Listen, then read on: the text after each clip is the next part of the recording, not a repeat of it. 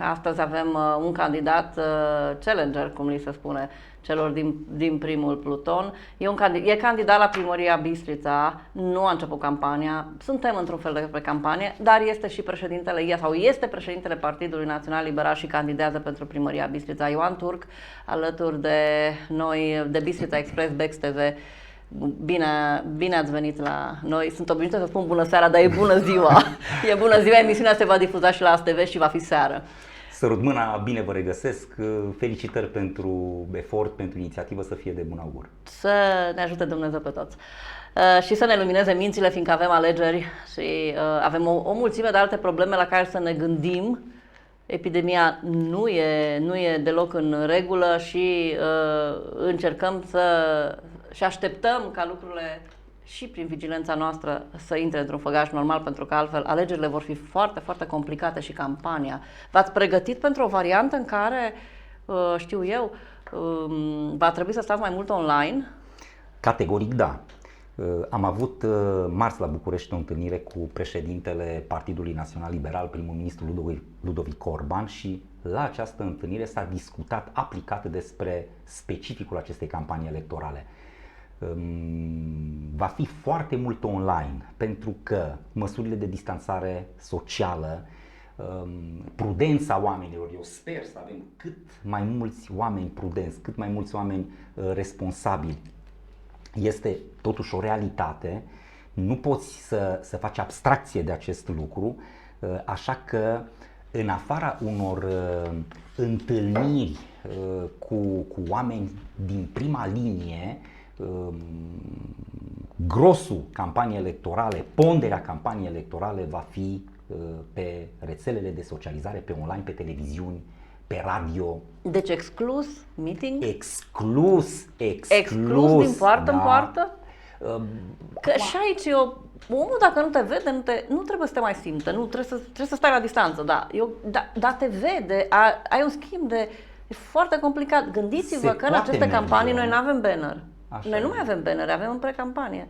În pre-campanie s-ar putea, și este un element de noutate pe care îl aduc în discuție, s-ar putea, tot așa, din cauza multora dintre restricțiile despre care putem să și discutăm în această emisiune, să avem o modificare față de 2016, în sensul în care și față de 2019, în sensul în care bannerele, meșurile să poată fi păstrate și pe perioada campaniei, nu doar a precampaniei electorale. Pentru că s-a ajuns, asta e o veste foarte bună dacă se întâmplă, fiindcă se trezește omul că merge la alegeri și ce dai, știți? Păi da, nu mai arată, eu cu cine votez. Nu-ți mai aduce aminte. Pentru că de afișiere, aviziere, sunt nu... un singur, a fost și la alegerile trecute aceeași poveste, la ultimele alegeri. Omul zice, dar ce alegeri sunt? Erau europarlamentare, bine, nu e cazul local, dar ce alegeri sunt? Dar cu cine să votăm? Dar unde să ne uităm? Și nu vedeai nimic, era așa, alegeri. E adevărat că noi venim din vremea lui, să-i spun numele, lui Ponta, când nu dădeai colțul și era un meș mare, nu virai dreapta, iarăși era un cub în care ne spunea cât de mult iubește el Bistrița. Că aceea era cu Iubim Bistrița, parcă. Ne-am nebunit și probabil că după avalanșa asta de chipuri ale candidaților în capul, ne-am săturat și sigur am căzut în extrema cealaltă, care n-a fost, din punctul meu de vedere, bună. Am putut păstra afișele doar pe panou, un afiș pe un panou, adică, pe un panou meschin. Adică punct în spațiu, știți, e o pictură celebră. Bun, am făcut încălzirea. Ați văzut că s-a lansat, trecem la lucruri serioase, ați văzut că s-a lansat alianța de stânga, așa i s-a spus în presă, în Bistrița Năsăud, un unicat, să spunem, în țară deocamdată. I-au spus Alianța pentru Bistrița Năsăud, PSD, ALDE plus Pro-România, și acolo nu știu dacă e pe persoană fizică sau altfel, că lucrurile între timp s-au mai complicat și au mai dat demisia unii și nu știu dacă n-a rămas unul sau doi în tot partidul acela, dar mă rog, au făcut alianța, unii au spus Alianța Rozalie, că și-au trecut de la roșu la, eu i-am spus Alianța Rozalie, și culorile partidului nu mai sunt roșii, sunt roz și pentru că verzi. aduce Nu știu. celebru, în sens negativ, Viorel Hrebenciuc, supranumit și Guzganul Rozaliu. Ați văzut? Da. Da, asta de-aia mi-a venit Rozaliu în cap. Și am urmărit și un interviu și declarațiile lor de atunci, de pe scenă, au urcat pe scenă liderii. Mi s-a părut foarte ciudat că această alianță, o să încerc să-i spun pe nume, se delimita, ca să nu spun că se dezicea, deși am văzut interviuri ulterior, care se deziceau de PSD. Se delimitau, se deziceau de PSD,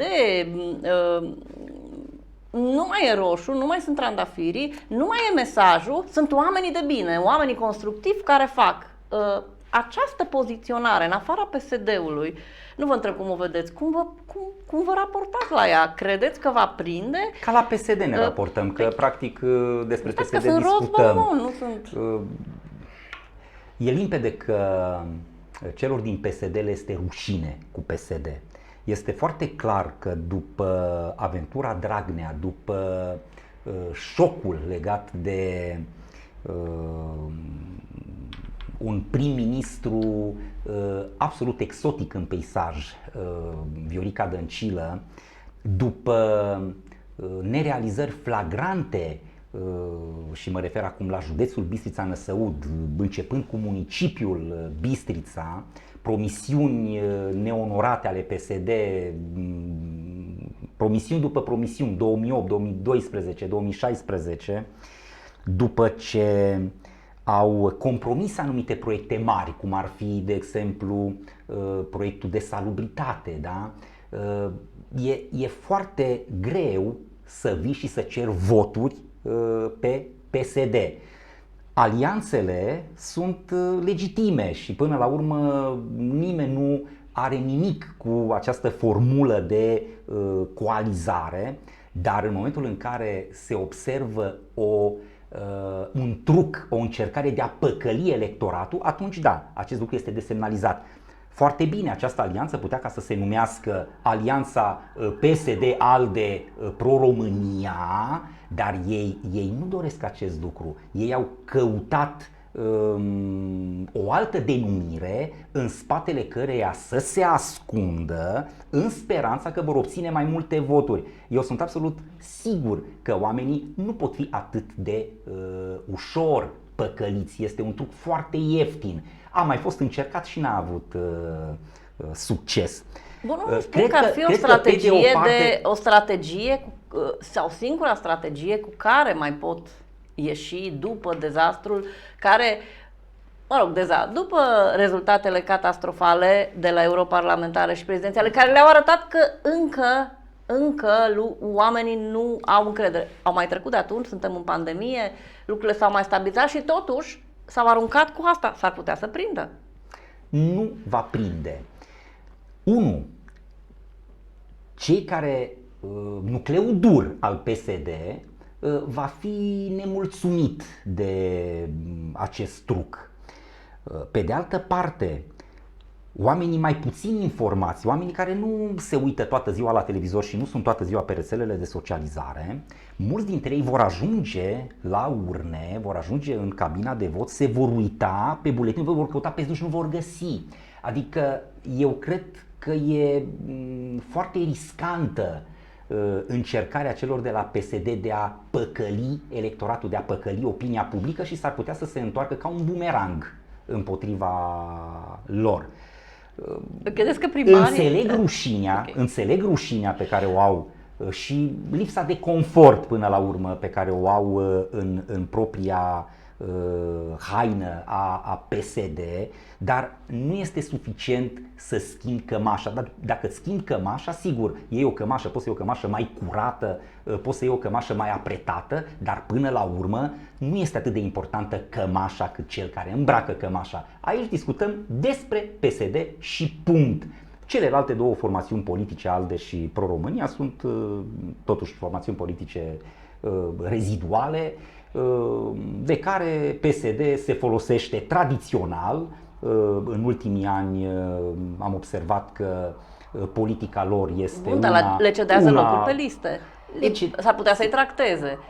și să fie în avantajul lor, pentru că așa o să aibă sigur că PSD tractează, când discutăm despre ALDE și când discutăm despre Pro-România, dar pe fond nici ALDE, nici Pro-România nu reprezintă un rezervor de voturi. Ei au mers pe ideea de a da propriului electorat un mesaj de coalizare sub umbrela PSD a forțelor de stânga. Vom vedea în ce măsură electoratul, inclusiv propriul electorat, va gusta din prăjitura roz ținută în soare oferită de către PSD. Probabil și-au descoperit o componentă ecologistă și o să aflăm imediat. Și apropo de componentă ecologistă, astăzi, la momentul la care noi înregistrăm, sigur, nu s-a întâmplat, deci o să vorbim despre o potențialitate, nu știm dacă se va întâmpla așa cum sunt cum sunt zvonurile, dar e un zvon că avem o conferință și vreau să povestim puțin nu despre conferința de presă neapărat a Partidului Ecologist Român, care are o surpriză sau are parte de o surpriză devoalată astăzi, în sensul că președintele de la București vine, la momentul în care facem emisiunea e venit deja, vine descin de aici, nu-i mai place nimic, îl decapitează pe președinte, care săracul n-a făcut nimic decât să facă opoziție în Consiliul Local cât a putut, că e consilier local, și să pună pe cineva adus așa, a luat cu mânuța, a pus acolo pentru că cineva vrea partid și vrea candidatură. Astea sunt zvonurile din piață.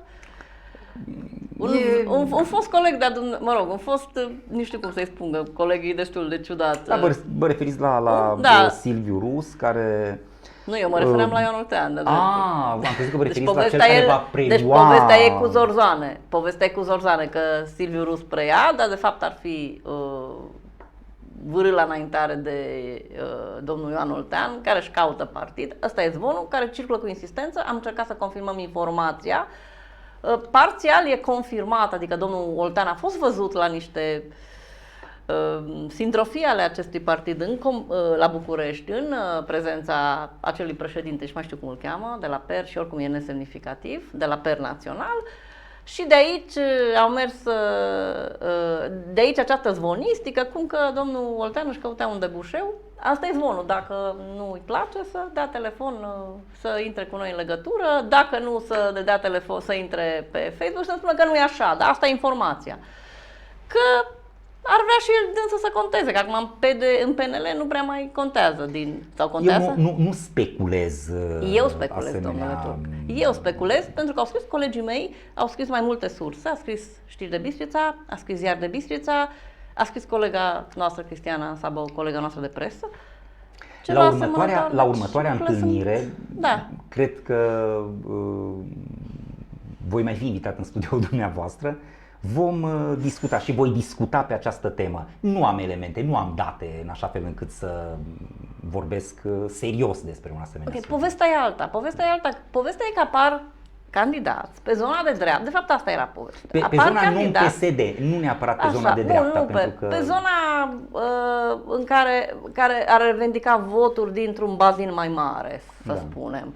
Care ar amenința cumva candidatura, nu știu, PNL, să zicem. Sunt aici așa în ecuație. Dacă mai vine candidatul ăsta PER-ului, care nu știu, se zvonește că ar fi doamna Doris Rai, fostă moldovan, mai vine domnul Ciobănică și el pe călare pe Partidul Verde, apărut de nicăieri cu o față așa, seamănă foarte bine cu varianta Archiudean de acum 4 ani, domnul Ciobănică, mai vine de la, nu știm ce la USR Plus, varianta Archiudean, nu s-au decis? Doamnă Bozbici. Ce s-a întâmplat cu domnul Archiudean? Era totuși de un alt nivel. Acum nu vreau ca să fiu greșit interpretat. Mircea Archiudean, pe care îl cunosc foarte bine și cu care am o amiciție, e un personaj interesant din punct de vedere public, nu ne privesc alte elemente. N-a confirmat ca și consilier local. E un antreprenor. Și consilier local a fost mai degrabă timid. A fost izolat. Aceasta este realitatea, dar a făcut un lucru pe care nu-l fac mulți.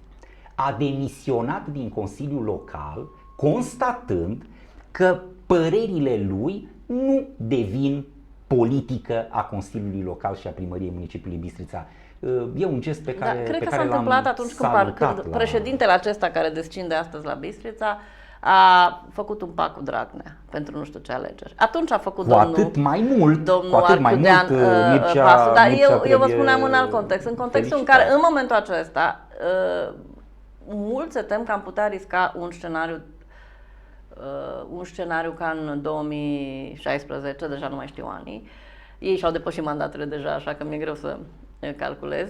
Noi acum 4 ani știam deja cine ne conduce pentru următorii 4 ani și se tem, pentru că e fărâmițată opoziția.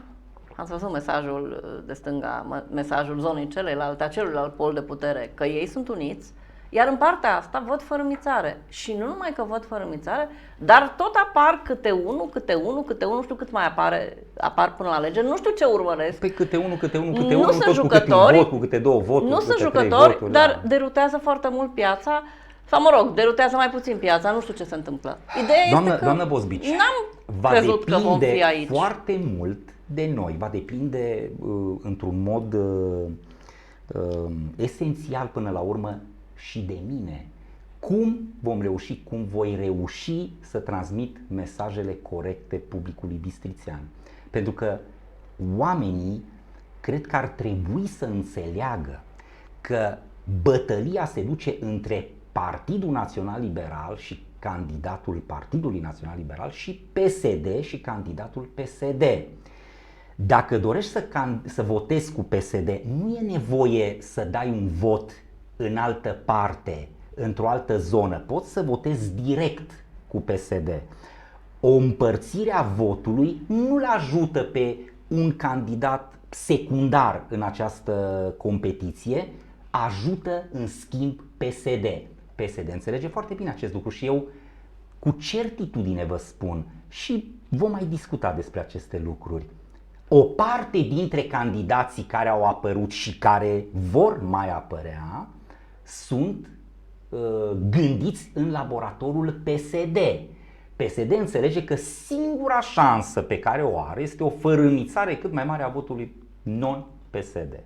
Numai că, așa cum știe foarte bine și Cristian Niculae și știu foarte bine cei de la PSD, sondajele de opinie făcute de către noi și făcute de către PSD arată clar că Partidul Național Liberal și candidatul în persoana mea suntem la o distanță bună față de PSD, luând în calcul și ceilalți candidați care existau la momentul respectiv. Mă refer la sondajele făcute în primăvară. Aveți sondaj și la făcut acum? Am terminat un sondaj. Știți, nu suntem în zonă electorală, ca și emisiunea nu e electorală, chiar vreau să aflu, aveți? Da. Am terminat un sondaj de opinie ieri, urmează prelucrarea datelor. Un sondaj făcut în teren, adică prin contact, prin contact direct. S-a terminat culegerea de date. În câteva zile vom avea rezultatele sondajului. Pot să vă mai spun că săptămâna viitoare vor începe, am comandat 2 sondaje încrucișate. Un sondaj se va face telefonic, iar un sondaj se va face tot așa prin contact care direct. să vă arate ce să vă arate? Să-mi arate în primul rând ce așteptări au oamenii. Nu mă interesează atât de mult ierarhia, pentru că ierarhia o cunosc. Știu cum stă Partidul Național Liberal și cum stau eu în preferințele electoratului bistrițean. Pe mine mă interesează în primul rând ce așteaptă oamenii de la viitoarea administrație liberală a municipiului Bistrița, pentru a putea finaliza programul și pentru a putea calibra foarte bine elementele de program pe ceea ce oamenii doresc. Pentru că de-aia te duci la primărie, ca să răspunzi unor așteptări care vin din zona publică, a plătitorilor de taxe. Nu te duci acolo ca să-ți pui în valoare sau în non-valoare utopiile, așa cum a făcut PSD. Eu nu mă duc la primărie ca să mai fac o pârtie de schi sau ceva similar unei pârtii de schi. Vreau să merg la primărie pentru a recupera niște decalaje pe care orașul nostru le are în raport cu orașele dezvoltate din Transilvania. Bun. Haideți să facem top joc, că nu mai avem foarte mult timp. Eu înțeleg poziția noastră, dar până acum suntem în iulie, aveați timp să veniți cu această creionare, aveați timp să creionați. Ce anume? Programul. Păi este. Păi da, doamnă. Păi nu ați zis că așteptați să vină Nu. ca să Eu am spus calibrați? Exact. Pentru că e nevoie de o ierarhizare. Deci eu problemele le cunosc, elementele de program sunt foarte limpezi, vorbesc despre ele de atâta timp. Doamnă Bozbici, avem probleme, avem problemele mari Haideți de că nu mai trafic, vorbim de avem restul problemele mari, că o să vedem noi avem cum problemele mari cum se legate așează lucrurile. de parcări, avem probleme mari, uriașe, care țin de lipsa unei piețe agroalimentare și de aici o grămadă de consecințe pe care oamenii sunt convins că le înțeleg.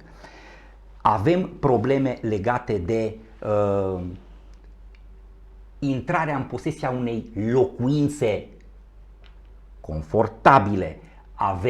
Pentru că totul costă și aici am un program care duce costurile foarte jos pentru multe categorii de oameni. Avem probleme datorită faptului că nu funcționează zona economică nouă, parcul industrial, n-au venit afaceri inovative. Avem foarte multe probleme în business. Bun, cum vedeți resetarea? Nu vreau să-mi povestiți despre ele, că avem timp să vorbim. Deci care este oferta dumneavoastră, cea cu care spune, ăsta sunt eu și cu asta vreau să schimb, dacă spun paradigma, seamănă cu colegul meu Alin Cordoș, vreau să schimb, să resetez. O altă viziune, să resetez povestea asta noastră, că noi ne ducem abordare. Așa. Eu trebuie să le spun bistrițenilor câteva lucruri și bistrițenii vor analiza și îmi vor da girul în măsura în care îi conving. Care sunt obiectivele strategice pentru municipiul Bistrița pe care le asum? Cu ce bani, cât vor costa aceste obiective? Din ce surse de finanțare vor fi realizate aceste lucrări? În cât timp, pentru că nu trăim cât plopul, și de ce calitate? Eu voi răspunde la toate aceste întrebări. Și să vă asumați, vă rog eu mult, faptul că noi, presa, unii dintre noi, eu sunt decis să fac asta, vom încerca să aflăm ce în spatele promisiunilor și ce suport au acele promisiuni și dacă pot fi traduse în realitate. Asta am început să facem deja ieri, în situația în care deja Radu Moldovan, președintele Consiliului Județean, a spus că principalul lui proiect, și urmează să le vedem pe următoarele, este, altul n-a venit să ne spună. El a venit și atunci pe el gazul. Da, e gazul în județ. Gazul, și atunci am adus un expert este un proiect din portofoliul guvernului, nu din portofoliul Consiliului Județean. Guvernul Partidului Național Liberal, doamnă Bozbici, a dat drumul la acel mega proiect despre care am mai vorbit. Gazul, aducem gazul românesc în casele românilor. Este finanțat din fonduri europene, pentru că pe POIN, pe programul infrastructură mare, au rămas 2,6 miliarde de euro necheltuite de către guvernările PSD, total depășite de situație.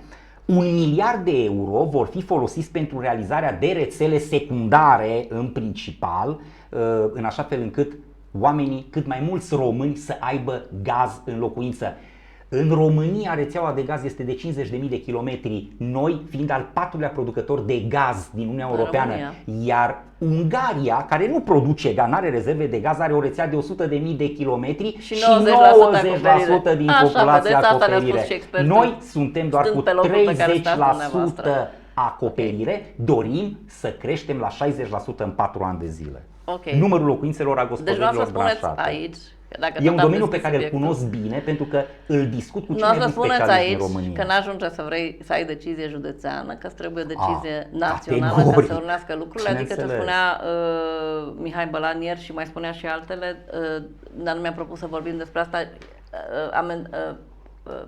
Replica mea a fost că noi o să vă monitorizăm toate promisiunile și dumneavoastră și celorlalți competitori și o să spunem dacă se poate sau nu face. În alte emisiuni, ca să nu ne certăm prea tare în spațiu foarte restrâns alocat și mai avem foarte puțin timp. Deci noastră vreți resetare, da? Resetarea jocului. În afară de pârtia de schi, care e o mare rană pentru bugetul Bistriței și e în continuare supurează, ea există, ce altceva credeți că ar trebui să atacați? O să vă întreb la vremea respectivă și ce vreți să faceți cu Porția Deschisă. Doamnă Bănuiesc că nu Bozbici, aruncăm o bombă doamnă acolo. Bozbici, necazul administrației PSD din 2008 și până în 2020, o perioadă uriașă de timp, este faptul că n-a început niciun proiect fezabil, viabil, de la zero și să-l ducă până la sfârșit în condiții corecte. Și să și funcționeze după Și să și sfârșit, funcționeze. încă. Avem o lentoare inimaginabilă în ceea ce privește maturitatea proiectelor în municipiul Bistrița-Năsăud. Avem o administrație anchilozată. Oradea, pentru că modelul meu, vreau ca să fiu foarte limpede, este Oradea. Sigur, mă uit cu mare atenție la ceea ce face Emil Boc la Cluj, mă uit cu mare atenție la ceea ce face administrația din Arad, din Alba Iulia, de ce nu din Sebeș, dar modelul meu primar, modelul meu este municipiul Oradea.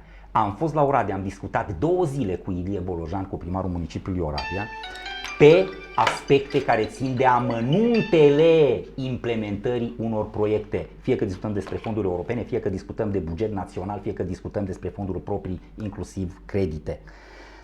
Toată Oradea este un șantier. Totul se mișcă și vezi oameni încrezători și oameni mulțumiți și mândri de faptul că sunt orădeni. Eu doresc ca bistrițenii să devină mândri că sunt bistrițeni. În urmă cu ani de zile, orădenilor le era rușine cu orașul lor. Care a fost ingredientul? În afară de o personalitate care... Seriozitate maximă, echipă foarte bună și curaj, doamnă Bozbici. Curaj și o să muncă, ce?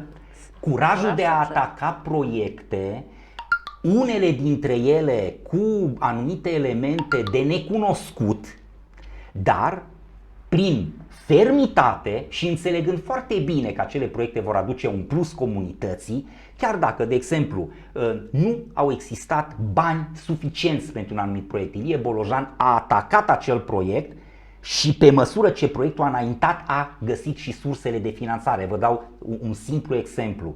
Ilie Bolojan a reușit la Oradea să aducă în portofoliu orașului anual 2000 de locuri de parcare. În 12 ani a adus 24.000 de locuri de parcare, doamnă Bozbici. Oradea are centură ocolitoare, are poduri peste Criș, are 4 parcuri industriale. Eu am dat drumul la un parc industrial în 2006 pe care PSD l-a omorât pur și simplu în fașă. Oradea are un aquapark care este cel mai modern și mai eficient din Europa de Vest și mă asum ceea ce spun în urma discuțiilor pe care le-am făcut acolo. 5 milioane de euro ajung în bugetul aquaparkului din Oradea, o investiție publică a municipalității. Oradea are un mediu studențesc în creștere.